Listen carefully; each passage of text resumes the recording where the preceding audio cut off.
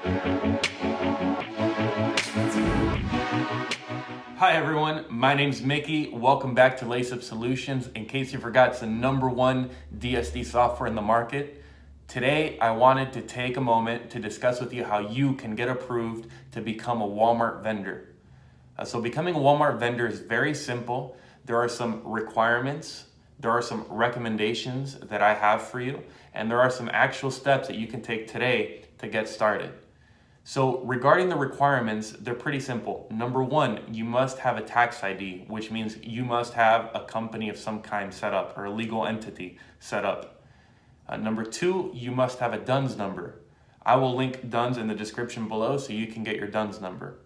#3, you must carry Product Liability Insurance and a couple other insurance types. Again, I'll link the article from Walmart down in the description so you can get your insurances. #4, you must have UPCs for all of your items. And #5, your products cannot be restricted. So restricted products include adult products, violence products, products that promote aggression, the typical restricted items. It can't be one of those. So those are the requirements. Now I'm going to present to you a couple recommended requirements. #1, think about what really differentiates your products from those available at Walmart. If you have a product that's identical to all of those in Walmart, you are likely to not be approved to be a Walmart vendor. You must, in your mind, start formulating what the differentiating factors are of your product versus those that are already in Walmart. If you want to get a sample of what's already in Walmart, go to your nearby Walmart or go to a few stores in your city and see if they have a lot of products like the one that you're offering. Again, your product must be different enough for Walmart to approve you.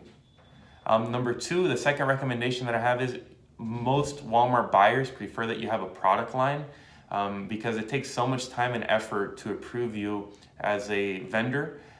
They want you to have a line of products in case one product doesn't work. You have other products to choose from so you can find a successful product to have at Walmart. So #2, the second recommendation is have a product line, have more than one item. That is going to increase your probability of getting approved. Now, I want to talk about the actual process to get approved to get into Walmart. The first thing that you want to do is you want to go to corporate.walmart.com/suppliers. Okay. When you get here, this is where you're going to register for your Retail Link account. Okay. Now, once you get the invitation from Retail Link, make sure to fill it out and then make sure to submit it, at which point you'll be granted access to Retail Link. Now, once you're granted access to Retail Link, you want to set up your supplier profile. Okay? This supplier profile is critical to you getting approved because this is your presence on Walmart's system, and it's what all of the buyers are going to see before they approve or decline you. So when you set up this supplier profile, make sure that you go online and go to Google and type in best practices for the supplier profile. Make sure you take beautiful pictures. Make sure that your descriptions are clear and understandable. You want the buyers to give you an invitation to become a supplier at Walmart. Now, once you receive this invitation, okay, you've got a couple options. Right? You're either going to register to distribute your products locally or you're going to register to distribute your products nationally. If locally, if you get an invitation, more than likely you're going to have to go to a local store and pitch your product to a store manager. That manager will move it up the chain and get you approved to be in the store. If you're going nationally and the buyers really like your product and your business, more than likely you'll be invited out to Bentonville in Arkansas to get approved to supply your product to Walmart.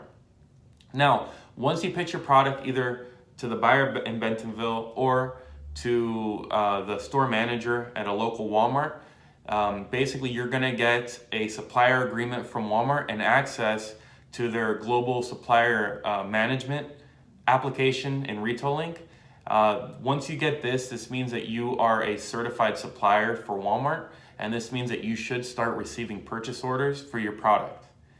Now, once you start receiving purchase orders and you start invoicing Walmart, keep in mind that you're going to have to implement an EDI system, or you may even need to implement DEX if you're a food and beverage supplier.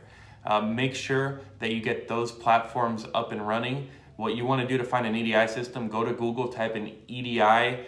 Systems like DI Central or SPS Commerce, they do EDI with Walmart.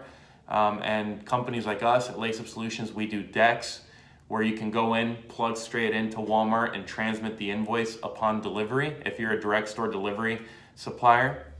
But either way, I hope that helps you and that gives you a basic checklist to start getting your products into Walmart. I'm going to link everything down below. If you have any questions, hit me in the comments. I'll get back to you personally. I look forward to seeing you guys next video. Take care. Please subscribe to our channel. I'm going to keep popping out content just like this to help you and your company. Take care.